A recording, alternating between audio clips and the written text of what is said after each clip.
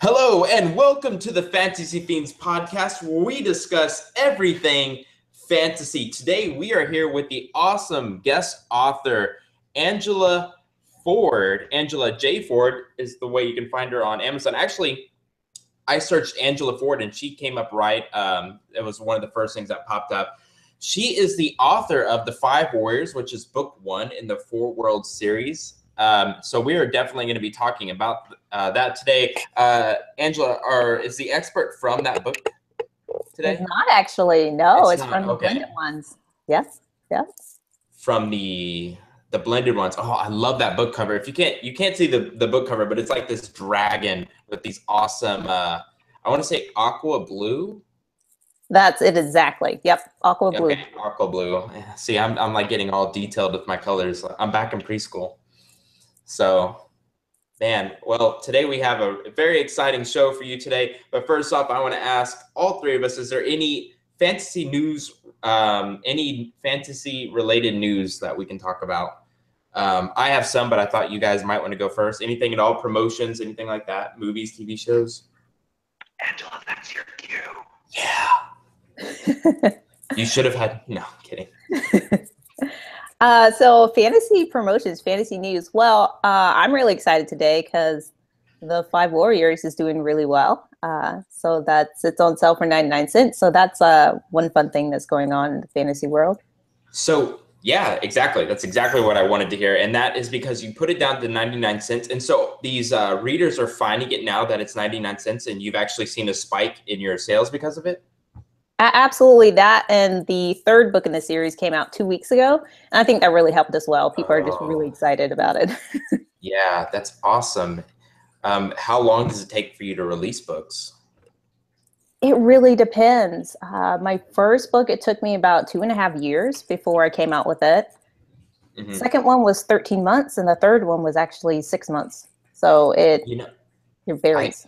I hear it is like a triangle, so your first book is like, I've heard upwards 10, 20 years. And then after that, it's just like, they see, people, they like their stuff like, oh, I want to put out another book faster. And then, another book after that. So in fact, I just listened to a podcast today where that exact same thing happened.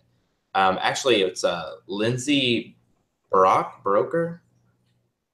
Oh yeah, Baroker. Baroker, yeah, her first novel took her like 10 years. I actually emailed her today. Mm-hmm. So I have news that's not fantasy related, but I want to ask you guys, have y'all seen it yet? Nope. No. Okay, not yet. Let me tell you the ending. Well, go watch it. It scared the crap out of me, and I'm a 25-year-old man. So that's excellent right there. News for me, Andy is telling me to stop being a little. Oh wait, can we say that word in the podcast? Just for our listeners, I have said none of the things that he is about to accuse me of. So, we both agree that I'm in perfection paralysis with my first book. It's not ready yet. Its wings aren't fully developed, and I just need to put it out there. I think it's been ready for a long time, so that's going to go out on pre-order either today or tomorrow. And I am scared to death. As part of our week of fear, Stevie, you were supposed to have already put it up for pre-order. Oh, well, see, I thought my week of fear, Angela, so last week we have to do this week of fear thing where we do something that was uncomfortable for us. Mm-hmm. And one of mine was apparently this that I don't remember, but I have a bad memory. And the other one, though, I do know was to tell somebody that I was a fantasy author. Very cool.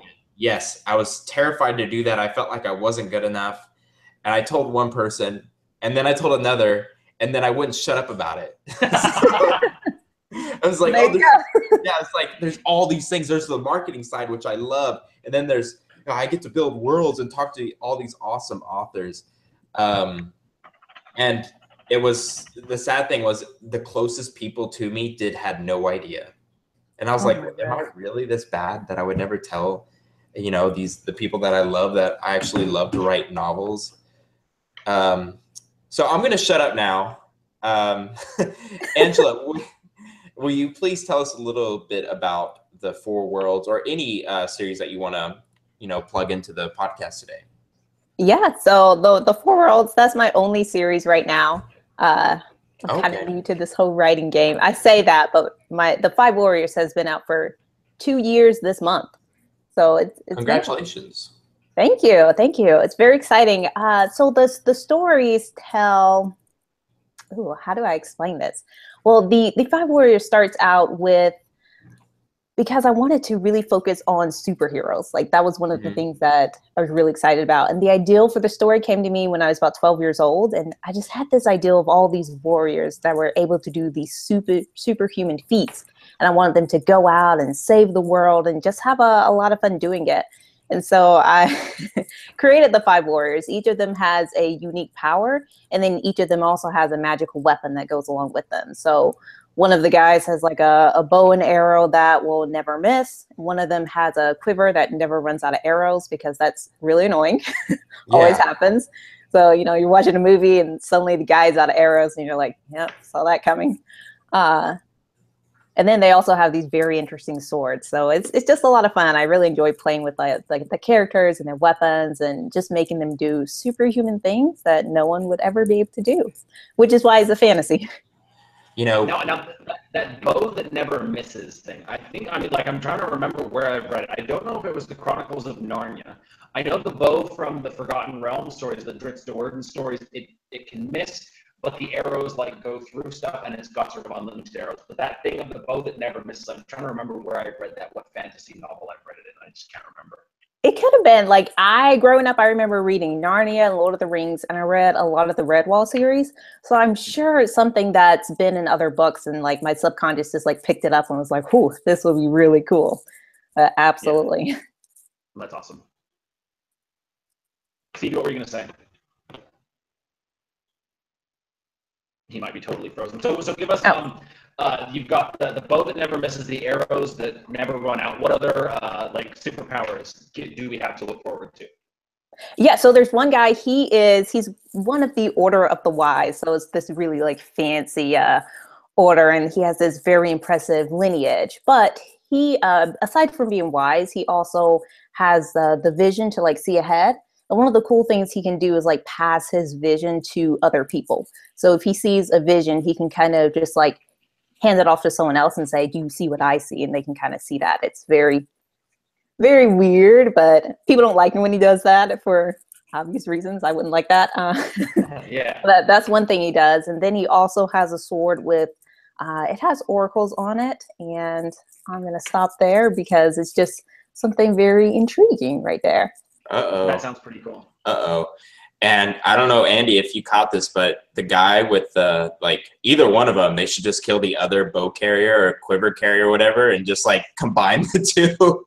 Become If this was dark fantasy, that's exactly what would happen. Yeah, exactly. Sorry, I cut out there. My computer came up with the prompt that said restart now, and I thought I clicked the X, but guess I didn't.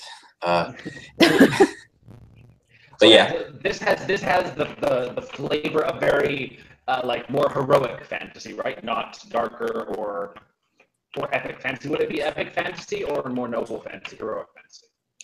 Yeah, so the Five Warriors is more like very epic. It's very, very noble. It's less dark. I would say that my second book gets a little darker because there aren't any heroes. Okay. And then in my third book, I just went on out there and grabbed the chosen one and did that. So it just kind of varies. But yeah, this is very, very epic, very heroic. We're gonna save the world. Could it have been, I'm sorry, could it have been placed in the fantasies heroes category? Like heroic fantasy? Yeah, is that? I would say so, probably.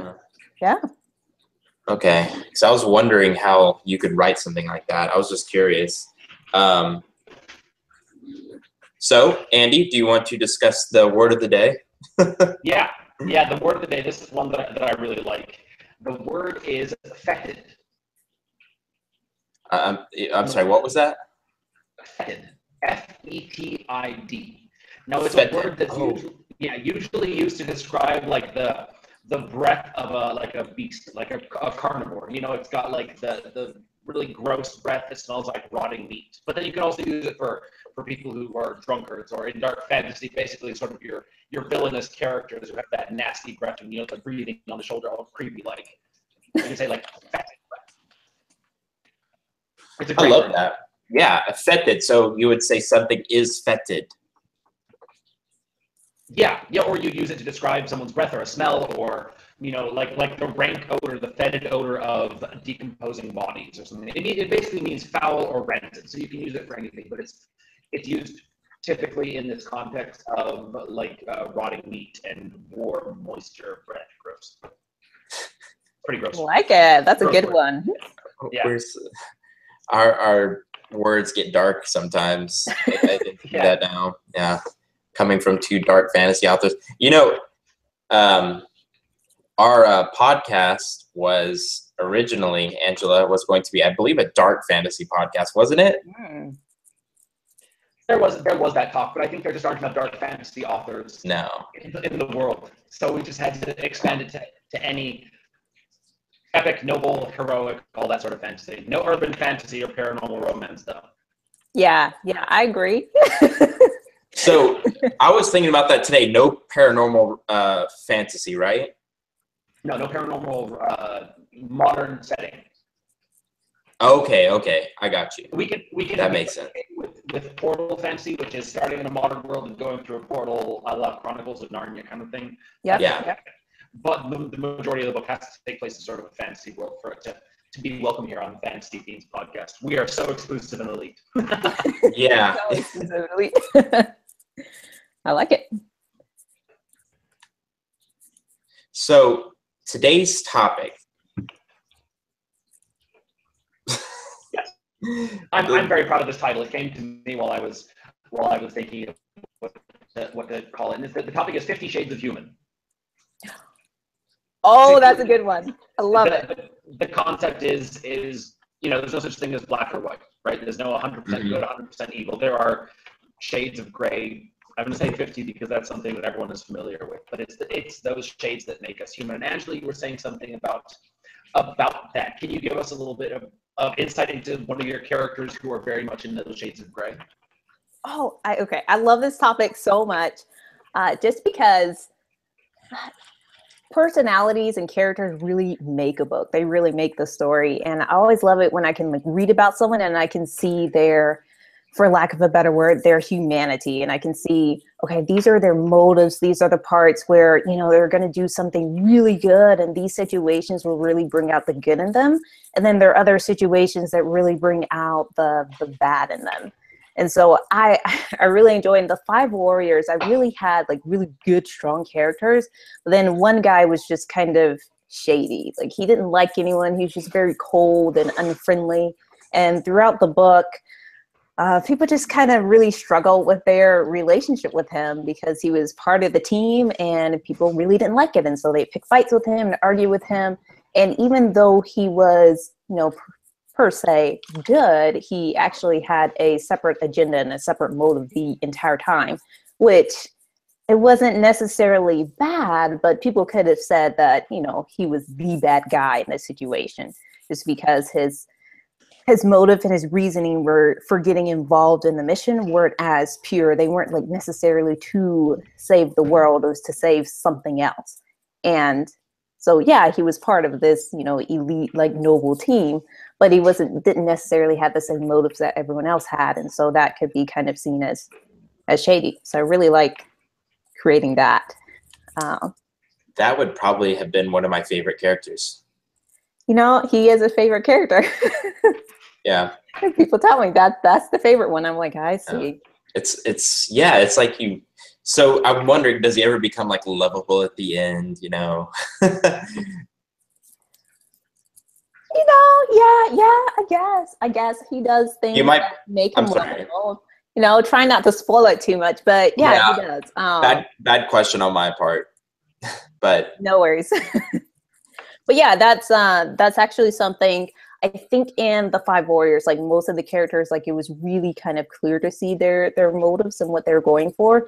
And then as I progressed deeper into the fantasy series, so for example, in the blended ones, it's just There were some points where I would get fans that would just like send me emails and be like, I just hate this character so much. And I'm like, yeah, but he has his good parts and he has his bad parts. You got to see both sides of him.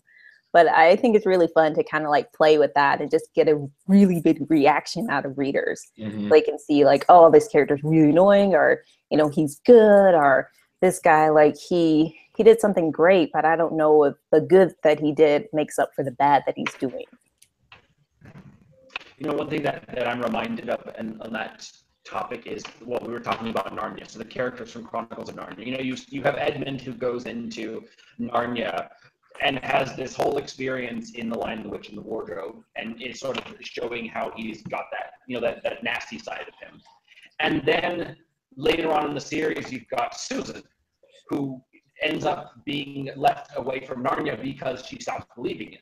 And so you have the, you know, Susan at the beginning of her journey in these stories was, you know, that heroic character, but then because of some, you know, some small switch, some change, she became something else entirely. And Edmund, who started out as this sort of, you know, nasty character in the later series, like the Voyage of the Dawn Treader, he's actually much more heroic and noble. And so it's these, you know, bringing in these different shades of gray, showing how people change, how they evolve, either for the better or the worse.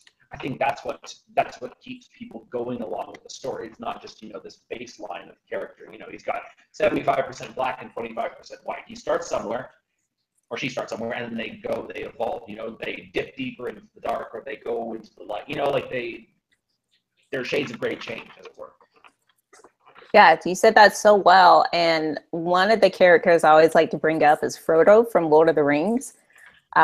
He, you know, like, of course, he's like this, like, really good, like, heroic character. And I remember the first time I was reading the book, like, just the way that Frodo is explained, you just get to know him so well. And I remember when I was getting to the end and he's headed towards Mount Doom, and it's almost like he's on autopilot. Like, he's like, I gotta destroy the ring. I gotta destroy the ring. And I was thinking to myself, I was like, but he's really attached to the ring. There is no way he's going to destroy it. Like, there's absolutely no way that Frodo's going to go up and say, let me just drop this ring in here. Like, no biggie. No way. Yeah. And, you know, Andy, I'm sorry, go ahead. No, what were you going to say? I was going to say your book has a lot of this in it, in my opinion. Well, yeah, I do tend to write slightly more 75% dark, 25% light, or at best, you know, 45, 55 in favor of the dark. But then at the same time, you've got to give people something sort of heroic to hang on to. And even if it's just something small, you know, this character, the thief girl, Alana, she's weaker than the people around her, and so she's got a lot going against her. But then there's this small grain of determination, and that's something that everybody can cling to. So every time she gets a chance to do something, you know, to be strong, and she takes it, she's stepping more into the light in that essence. And then, of course, the fact that she's a thief means she's set, you know, 75% of the dark side, or that the half demon assassin, the hunter, he's already got everything going against him. So every time he makes the right choice, it's like, you know, you root for him to keep doing the right thing. And then, of course, he does the wrong thing all the time. And that's actually a lot of fun, is to show that very delicate balance. You know, you've got a killer. And what sets an assassin apart from a serial killer?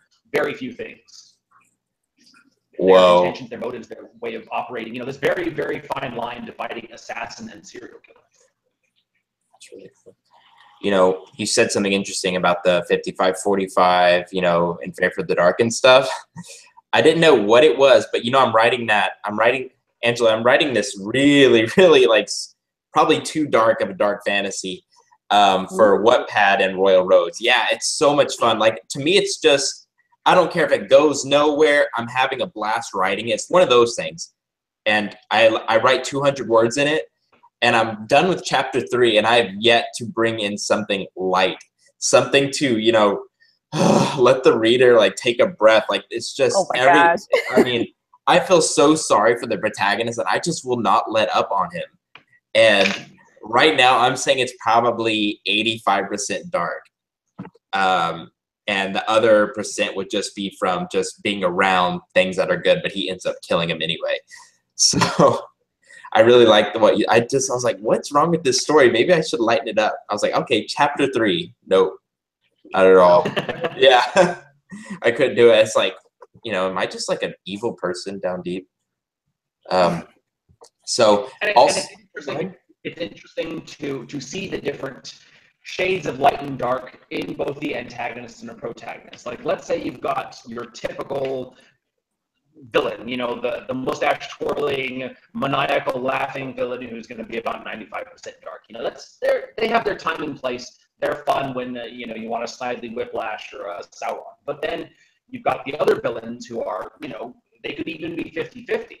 But the things that make them light, like let's say their nobility or their honor, their adherence to a strict code of law, could turn them into an antagonist, like the character of the Duke in my Thief series. The Duke is actually a very noble person. He is adhering to the law. He is the high court judge in the city. He's keeping the rule of law. He's doing everything. But because of the context, because he's struggling against my main character, he's an antagonist. I mean, he's your typical hero, so to speak. So you use these, you know, these different shades of gray, the things about the people that are light and dark, to contrast off each other, and that perspective changes the person from antagonist to protagonist depending on what you're looking at. I agree. I like that. That's a great definition of it. Were you saying that you can actually get a villain to become somewhat liked by the reader, or at least feel for him or feel sorry for him? Was that part of what you just said? Or did I misunderstand? No, I was saying that villains or antagonists are not the same as villains. You know, villains are typically evil people, but antagonists can be people who are actually good. I mean, look at the Blade of the Destroyer, the priests. They are antagonists, and yet they are inherently good people. I see what you're saying. Up against an assassin who happens to be half demon, and their order is to hunt demons. So they're antagonistic. Their relationship is antagonistic. Okay. That perspective can shift it. Yeah. Oh, you just reminded me of something I wanted to say for this podcast, and I am killing myself. Like, oh, you know, I was playing World of Warcraft or something, and wow, that just really showed how nerdy of a person I am. That's what he does with his free time, World of Warcraft, really. Anyway, so there was this cutscene, and they said, and it reminded me of this podcast, and it was something about how evil night is, and someone said, "Why is the night evil? You know, it's just as evil as the day." And I was just like, you know, I don't know. It rung a bell with me, but I also had alcohol in me, so I can't remember. But I thought it was something cool, you know. Speaking of Warcraft, that's a pretty good example of how that, you know, the character journey you've got. I think Arthas was his name, the protagonist from the third Warcraft, who starts out as, you know, the prince, and he's trying to save his people from the blight, and he's doing all of these things to protect his people. And at the end, that is what ultimately turns him to the, you know, the Lich King or whatever villain he turns into. Man, in the Undead Mission. I never knew somebody could out World of Warcraft me. No, there you go. I thought you were going to say, speaking of alcohol, and I was like, what? What are you going to say? Nothing ever good comes after words like that. Oh gosh. Yeah. No. Yeah. Well, great revelations. Yeah. Just to back up, I think like there is a way where you can make the reader feel sorry for, or, you know, kind of see things from the villain's point of view. Mm-hmm. Like when you explain their motives and, you know, why they're doing things the way they're doing things, there is a way for readers to understand that and kind of sympathize with them, even though they know, like, oh, I see why you're doing that, even though it's wrong. And that's actually something that I dig into in my third book. The villain he's a little likable, even though he is the villain. And you start to understand why he's doing things the way he's doing things, and why he's so evil and upset and just angry and has a lot of hate and anger. So I have a lot of respect for you, because that is so hard to do. In my opinion, I just read a book where where I actually started feeling a little bit sorry for the antagonist, and I kind of resented the fact that the protagonist was a villain, was overcoming the villain. And I was like, how did somebody write this? How did they trick me into liking this dude? This guy's a mass murderer. So yeah, that must have been really fun to write. And you said that's in your third book? It is. It's so much fun to write. Like, Yeah. oh. Oh, Been sitting on my hands, like just waiting for people to read it. Like, it just came out. You should read it. I can picture you. So you actually have the bottoms of your hands under your legs. And you're shaking back and forth. Yep. Andy, what were you gonna add? No, I was enjoying this. Oh, okay. Awesome. Yeah. So what are you working on right now, Angela? I'm working on the 4th book in my epic fantasy series. So it's called Ellie's and the Jeweled Sword. It is the final book, I think, in the series. I'm just going to wrap up the story. And then after that, I'm going to do standalones that go within the 4 worlds. There's just, I wrote out like 3,000 years of history. We're still in the first 1,000 years. So there's a lot that has to happen. Yeah. Okay. Andy. And that's the book 4 in the series, right? After Ellismore and the Green Stone. Is that correct? Yes. Yeah, I left a beautiful, terrible cliffhanger at the end of the Green Stone. So, yeah, people have been messaging me. I should probably get that book out.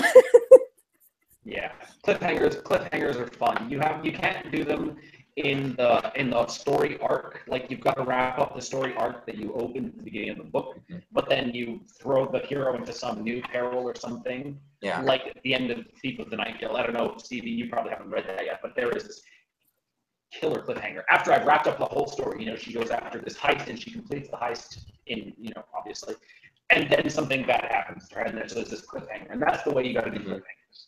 Yeah, that's exactly right. That's exactly how it is. I finished up everything. I tied the loose ends together as best that I could, and then I just kind of like made something terrible happen in the last paragraph, no less. Just just a few extra lines, and then oops, the end. There is so in the 4 territories, my novel, there isn't really a cliffhanger at the end, but there is a huge the world has expanded so much. And the call for a new adventure has arisen, or has arisen. And could that be considered a cliffhanger? Because you're like, oh, I got to continue this, because bad things have happened and they haven't been fixed, but the major problems have been fixed. So is that like the concept of cliffhanger is literally leaving your hero hanging off a cliff? Like, it's got to be some dramatic high stakes. Then no. I do not have a cliffhanger, and that probably would have been the way to go. But in my head, an epic fantasy was, I don't know, I just wanted to have a fun adventure that finished fun. But you got to check cliffhangers, because a lot of people will say, they hate it because it doesn't have that satisfying completion to the arc. So I've refused to leave cliffhangers in my book once, so that people have that satisfying end, and then there's a little thing to lead them into book 2. In Thief of the Night Guild, I did leave a cliffhanger because it leads right into the events of Queen of the Night Guild, but you do need to be careful with it. I would agree. Like, my first 2 books don't have cliffhangers. Like, they have, you want to continue the story. Hopefully you want to continue, but you don't have to. You can just sit back and go, wow, that was fun. Okay, I'm good. Yeah. Have you guys ever heard of those authors that actually put the cliffhanger is the story arc and they don't finish the story? So you have to basically buy the rest of the book for another 99 cents or something. That's a very serial style of doing it. Like that's serial storytelling, like they have on TV or something, where you've got it's like a continual story rather than it being chapter by chapter or book by book. Each book is self-contained. It's a whole series, so to speak, or a season divided into different books. It's a different way of storytelling. See, in my opinion, from the marketing side, that's too much of a risk for me, because I do not want to see negative reviews. Yeah. And for people who don't know the serial concept, will write a bad review, Yeah. If they'll write a bad, go ahead. No, I was going to say, if it's done properly, it can work like anything else in life. But if it's not done properly, you do end up running the risk of angering a lot of readers who do want that sense of completion. And it's human nature to want to close the loop, Humans have this need for completion or for closure. So maybe both of you guys can help me a little bit. I'm a little confused on the people aren't 100% black and 100% white. or never just black and white. I guess I really don't understand that phrase. Could one of you go into depth on that? Angela, do you want to take this one? Yeah, absolutely. So I would say, as an example of someone who's like 100% black and like never has any like redeeming characteristics, going back to the Chronicles of Narnia, I would say the White Witch. Like, she was just dark all the time, and there's not an explanation for it. There's not really any motives. Like, she just wanted power and for winter to be there all the time and no Christmas. Like, what kind of person is that? No Christmas. Yeah, no. Like that, which is 100%. Go ahead, Andy. Emperor Palpatine and Darth Maul, 2 black characters. Yeah. Wow. And then for 100% white characters, which would be like Qui-Gon Jinn. No, because Qui-Gon Jinn was still human. He had his, his impetuosity and his ability, his tendency to contradict the council or whatever. But that's true. 100% white is someone who is absolutely good and virtuous in every way. Jesus. Yep. I mean, from Narnia, there's Aslan, and then I would even say Gandalf from Lord of the Rings. Like, he was just so good. Well, how do you guys even remember all these names from the Chronicles of Narnia? Like, I read that when I was probably 9, and there's, as y'all are saying about it, Aslan was the lion, right? Yeah. But I've read it so many times. Okay. Yeah, I've read it a billion times. I've seen the movies a zillion times. It's just one of those things. See, I read it and I didn't give it the respect it deserved because I was like, where's the blood? Where's the knives? Where's the fighting? Where's the war? Because I had gone from Goosebumps to the Chronicles of Narnia. I'm like, not only is this not scary, my religion teacher told me there's religion in this. Why am I reading this? That seriously was my take on it. But, I also was, you see me now, I was very rambunctious and a violent-minded little child. I told Andy, like, my first story I ever wrote sent me to the priest's office. Oh my gosh. Yes, and he read it, and he laughed, and I got up to walk out, and he's like, where are you going? And I'm like, well, I thought you were done with me, sir, or father. And he's like, no, you better stay in here, or they'll think we didn't have a talk. He was awesome. Yeah, he was a great guy. He actually just retired at 75 years old, but everybody loved him because he knew I was just telling the stories. And another quick story, I wrote another really, really violent story, and my English teacher took it up for me, and she read it, and she was like, okay, you can't turn this in. We can't put this on the wall for open house. So I should have known better. But and there's more to the story. She sat me down. She said, never stop writing. Keep going. I like what you did here. And she gave me back the paper, and I had to write some lame story about a bunny or whatever. And anyway, I'm trying to get her contact number now.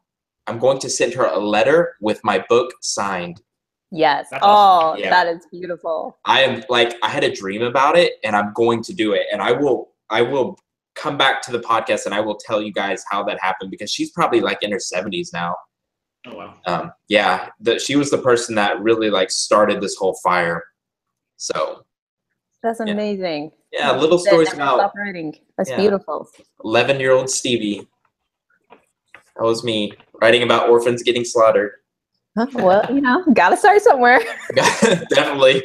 Like no premise to the book. There's a thing that's trying to kill orphans. That was it. Wow. Yeah, well, hey. I wrote The Five Warriors, the first draft, when I was 12. So I don't know what I was thinking, but war and that's swords and let's go. I still have the original draft. It's hilarious. Just going back and reading it, it is the funniest thing ever. Like, it would be good to teach a class. This is what you should not do. Yeah. Parts where I just like, they say show don't tell. Well, I told a story. It's a great story. The first 30,000 words I ever wrote was about dinosaurs, and I had my grandma in it, my mommy, my daddy. Everyone was in it. We're all fighting dinosaurs. It was 30,000 words. Like, what? Oh, wow. Jesus. God, if I am not happy with it, like, I'm not even impressed that I sat down for 30,000 words. It's that bad. I'm like, what? It's got my grandma's real name in it and everything. It's just, Andy, what was your first one thing. Sorry? Practice makes perfect. That's all it is. Well, that's scary because I jumped from that to the 4 territories. So no, I had some stuff in between, and I practiced my craft. So Andy, what was your first experience? I know we're off topic, but I'm interested. That's fine. It's these shades of gray that make us human, Stevie. Especially our terrible writing at an early age. Yeah. You know, the first thing that I wrote was a short story about a tiger master. You know, like the guys in the zoo. Yeah. The zoo, you know, who wave the chair at the tiger and crack. Yeah. And it was this whole sort of like coming to Jesus story where the guy he's this alcoholic, narcissistic guy, and he ends up putting his head in the tiger's mouth, and the tiger nearly mauls him to death. And so he has this sort of this deathbed revelation that, you know, I don't even remember what the story was about. I think I wrote it when I was like 11. And then when I was 15, I think I've mentioned this, I had a lot of time on my hands and nothing really to do, no internet access at the time because internet wasn't really a thing. So I just started writing this story, and it was like James Bond meets Jason Bourne meets The Fast and the Furious. Oh, yeah. Terrible. Like, so bad. and so, you know, it was like, it started out with a snowmobile machine gun chase that ended up at a chateau or villa, you know, this out-style villa that the guy, he infiltrates, and he does, you know, all the super cool karate stealth rolls and stuff. Just like, as ridiculous as it gets. And, you know, 15-year-old me loved every minute. I think I got like 6 chapters in, and I was like, nope, deleted it. Just total rubbish. Fun to write. I like how you use the word rubbish, and you're in California. Like, do Californians say rubbish? I lived in California, and I was rubbish. But the sad thing is, I heard you say it last week, and now all I say is rubbish, and I hate it. I can't stop it. It's such a fun word, rubbish. It really is. Although I will say, growing up in Japan, living there until I was 14, it took me like 3 years to stop saying "gomi," which is the Japanese word for garbage. And so I would ask my friends, you know, hey, can you take out the "gomi"? And they'd look at me like, huh?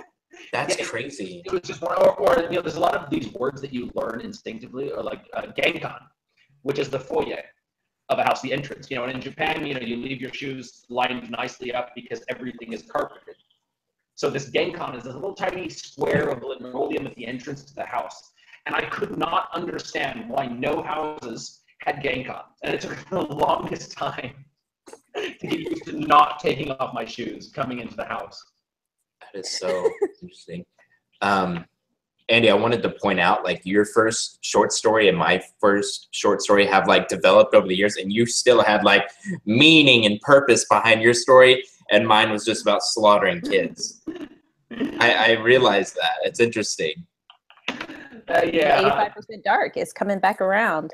Yeah. So, did we pick this topic, Angela, because you have aspects of this in your book?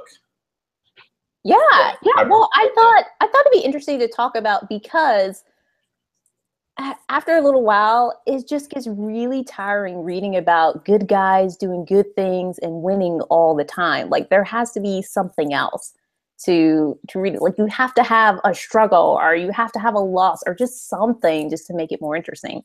And the bad guys just add this like little flavor to a story, and it's just really fun. So I will say a lot of modern fantasy has really embraced the complex characters, almost to the extent where it's refreshing to see just a noble character, because you don't really see much of that.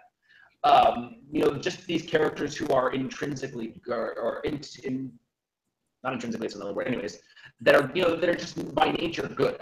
One of the most enjoyable characters that I've read is by Michael Sullivan, and he's got these two guys. One is like 85% dark and 15% light, and he's Royce Melbourne, this half-elf assassin character. And then Hadrian Blackwater is his other character, and this is like a buddy cop novel, but it's a fantasy novel. These guys run their own thief crew, and it's this guy. He's just this upbeat, like crazy upbeat and perky character who is naturally, virtuous and honorable and noble. And of course, he's got his, his 15% dark or whatever. But it's just such a fun contrast to see these two guys. They're like the perfect foil for each other. and they mesh so well. They're just such opposites, and they work together so well, and they're bickering the whole time, and it's just such a fun read. And it is a character that is mostly good, almost entirely good, and really good, really well written. What's the title of that book? It's the Riyra Chronicles. Riyira, I believe. You know, I'm glad you bring that up. What's the difference between Chronicles, Book 1, Part 1? I mean, I understand Part 1, but apparently there's a difference. If you write a chronicle, it's different than, say, Book 1. I will Google it if it makes sense. I mean, I was just wondering if it was like, because I heard it in a marketing podcast today. I'm like, what? How much out there is it that I don't know? I mean, if I feel like that would have been like intrinsically known by someone who reads a lot. Okay.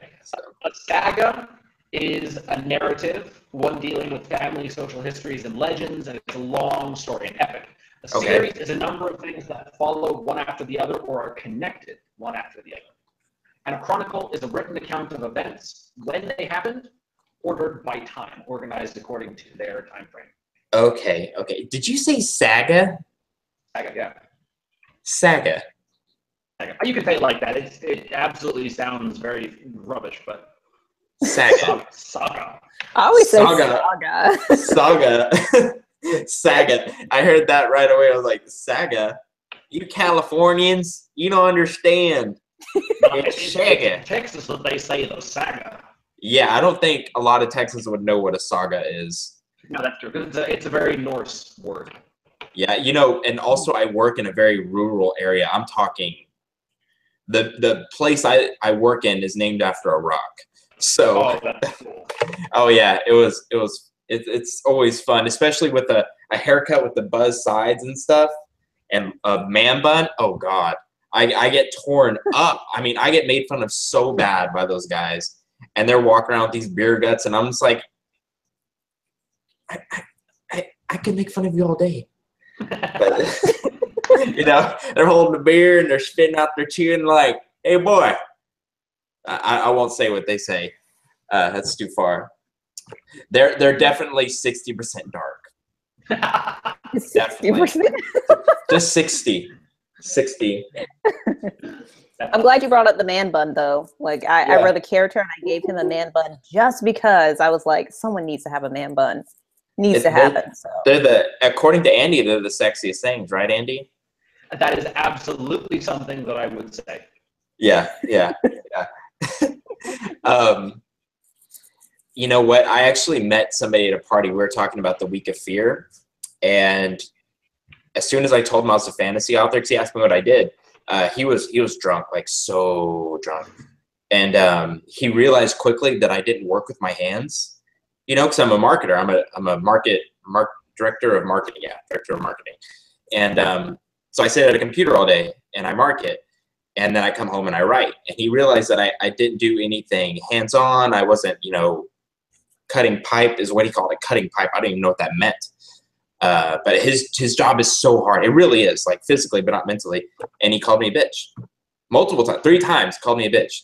And I didn't know how to respond. I hadn't had any alcohol in me. I'm like, do I argue with a guy who's inebriated? And then I was like, damn you, Andy. I told you I didn't want to tell anybody I was an author. No. Yeah, that's cool that you blame it on me, Stevie. Yeah, I always do. Like, you know, I called the trash can rubbish. I'm like, damn it, Andy. Story does have a good ending. I did befriend him. You know, I kind of brought the heat down from there, and you know, he realized, hey, I'm a cool guy. I play video games just like him. I like alcohol just like him. So it turned out to be a good thing. I made a friend out of it. So he will definitely be featured in one of my future books. So will he live? Probably not. Revenge. Do that. Yeah. Angela, we've actually talked about this in previous podcasts. You know, do you take out your stresses in your novels, right, Andy? Like, you know, bad things happen to you. Oh yeah. Yeah. So I just started doing this, and I love it. Oh boy, do I love it. Yeah. Yeah. It's great. It's awesome. Yeah, it's cool. Every time I'm like stressed about something here in the house, I just go write a fight scene and I walk away like, oh, I feel so much better because I just killed, depending on the character, I killed either 1 to 20 people. Yeah. Oh yeah. Like that's. Oh yeah. Getting going. That's awesome. Yeah. Is there a lot of? I'm sorry. Go ahead. We're coming to the 45-minute mark. We've only got 15 minutes left, so I think we need to transition away from whatever tangent we've gone totally off on, and read. Let's do it.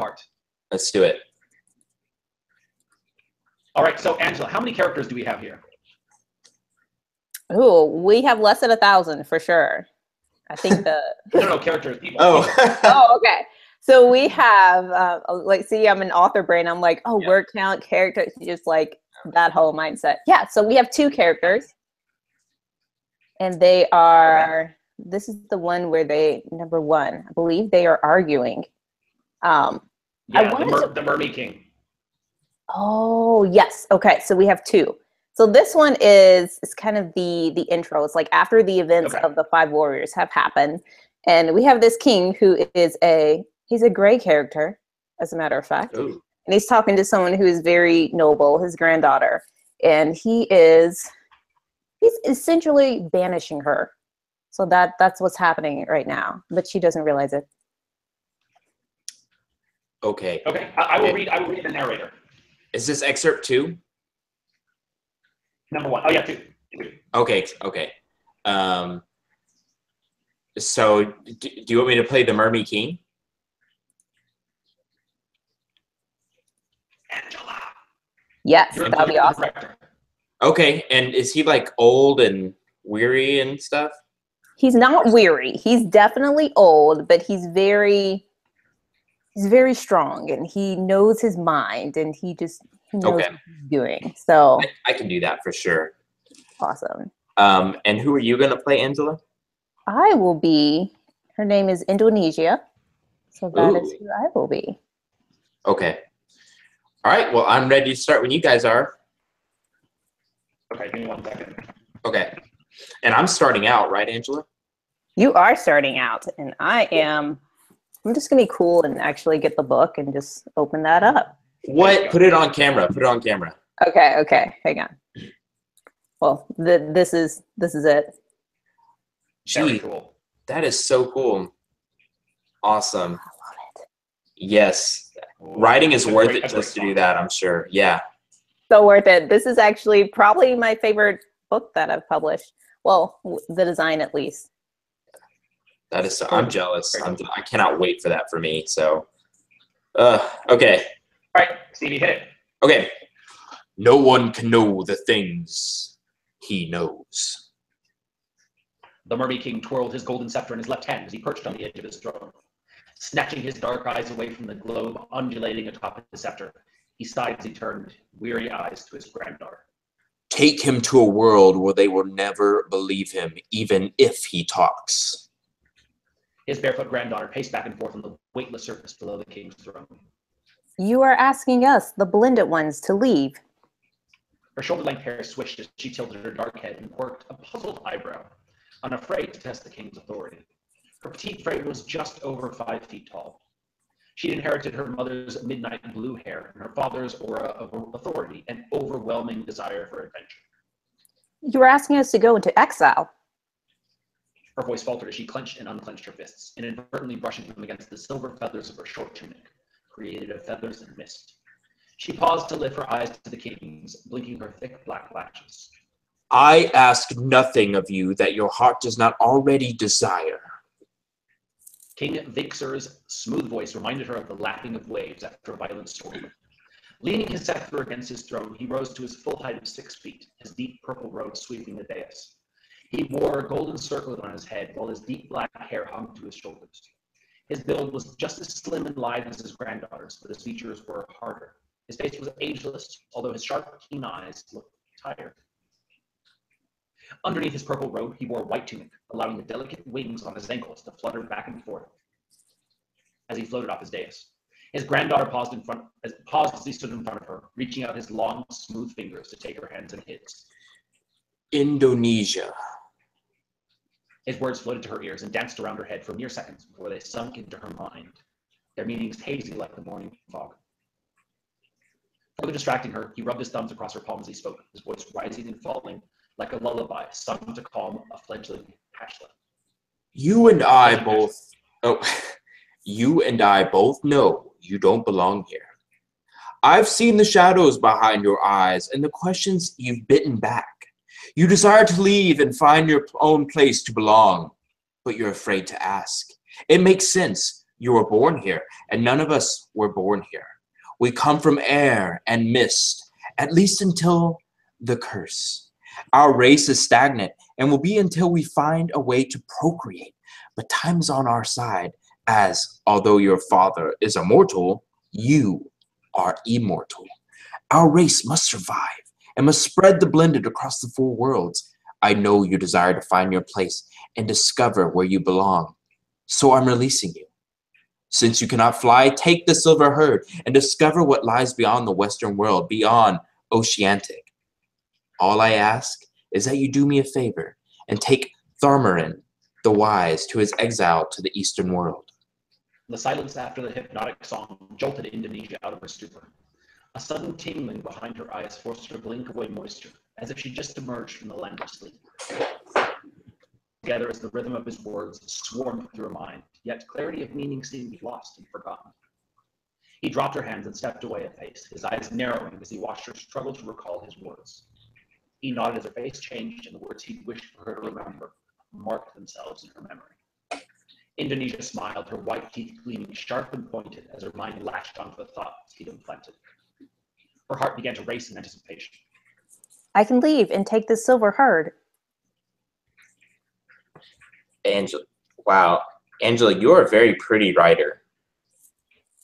Stevie, you gotta read the next line. It doesn't show up for me. The next page, scroll down. That was the only page I got. Oh. All right, well then I will do the king's voice. Sorry about that. The king's lips lifted, effectively removing the hostile demeanor from his stoic appearance.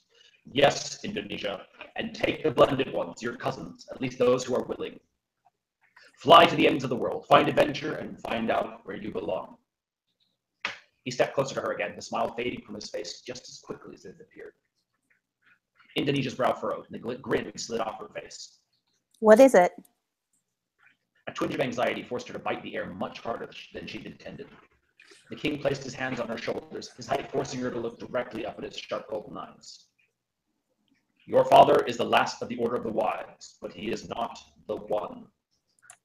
Look for him. The one? Indonesia swallowed hard, the hairs on her neck standing up as she moved her head to avoid her grandfather's hooded gaze. I'm not sure why. She attempted to pull away. What do you mean? Isn't the world safe after all my father and his warriors did? For now, the king's voice sank to a confidential whisper. But I fear... He trailed off, dropping his hands from her shoulders and turning away hastily in an attempt to hide his true thoughts. What do you mean? Indonesia repeated the question, but her voice trembled with hints of fear. King Vinkser turned back to her, flashes of regret hiding from her questioning gaze. It is not to frighten you, he assured her gently.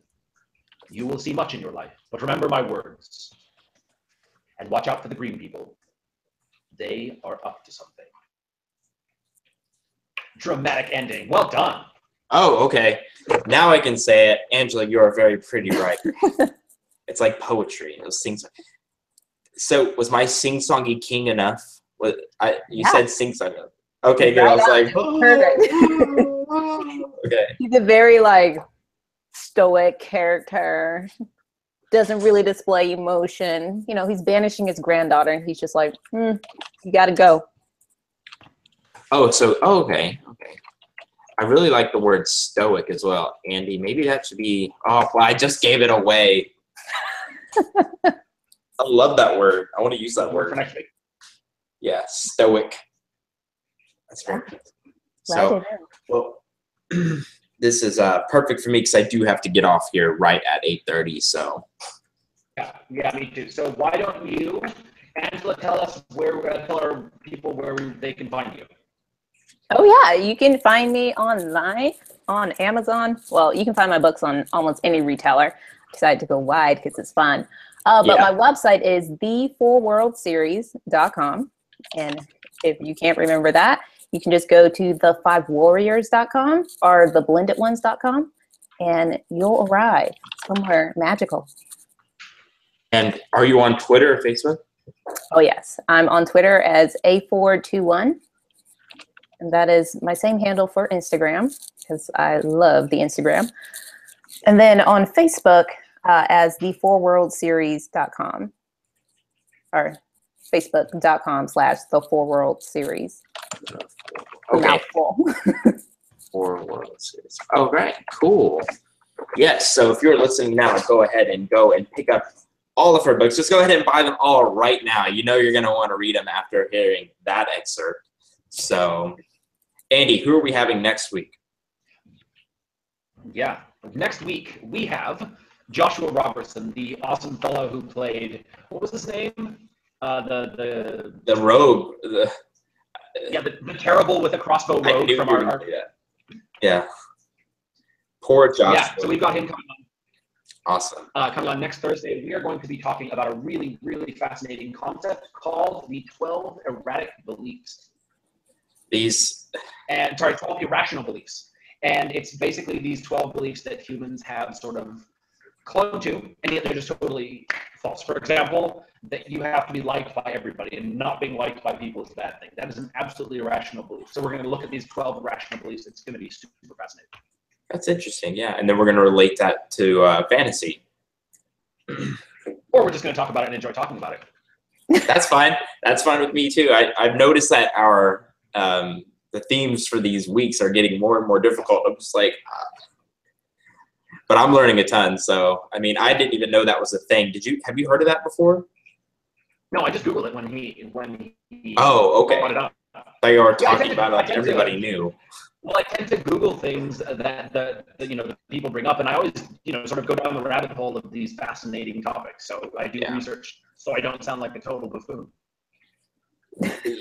If you're not watching the YouTube video, Andy raised his eyebrows a couple times because he's basically calling me a buffoon.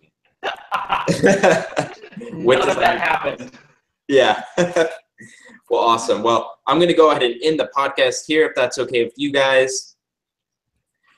Well, Angela J. Ford, that's how you can find her on Amazon. We so appreciate you being on the air with us. We really enjoyed this conversation. Super fascinating. We now know that you are 80% dark and 20% light. You just murder everybody, right? Oh yeah, absolutely. Yeah, just horrible person. We did not enjoy your time. Just kidding. We would love to have you back on the show at a later date. We want to thank all the viewers and listeners out there. If you're watching on YouTube, please like and subscribe. That helps us out a lot. Tune in next week. We will have Joshua the Rogue.